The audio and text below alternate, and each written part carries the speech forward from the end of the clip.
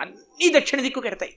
ఎందుకు ఎడతాయంటే పాపపుణ్యాలు చేసి అక్కడికి వెళ్ళి భూమిలో కలిసిపోయి మళ్ళీ ఎక్కడో దీపం కింద పుడతాడు. పుట్టి కొంతకాలం ఉండి మళ్ళీ అలా దక్షిణ దిక్కు వెళ్ళిపోతాడు. శ్మశానంలోకి వెళ్ళిపోతుంటుంది శరీరం.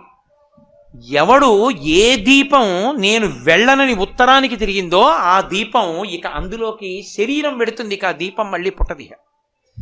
అలా తిరగాలంటే ఉత్తరానికి ఎవరి ముందు కూర్చుంటే తిరుగుతుందో తెలుసా? ఒక్క దక్షిణామూర్తి ముందే.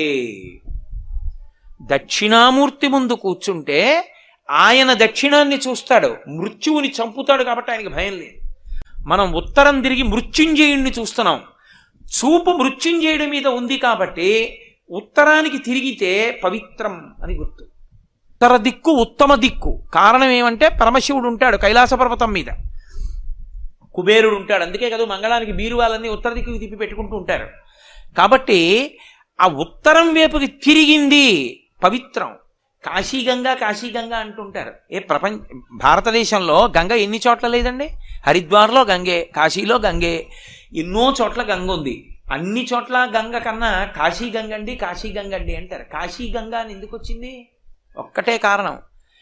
పైన పుట్టినటువంటి గంగ దక్షిణం వైపుకి ప్రవాహం మొదలుపెట్టింది. ఒక్క కాశీ పట్టణం దగ్గరికి వచ్చేటప్పటికి తన ప్రవాహాన్ని ఉత్తరానికి తిరిగింది.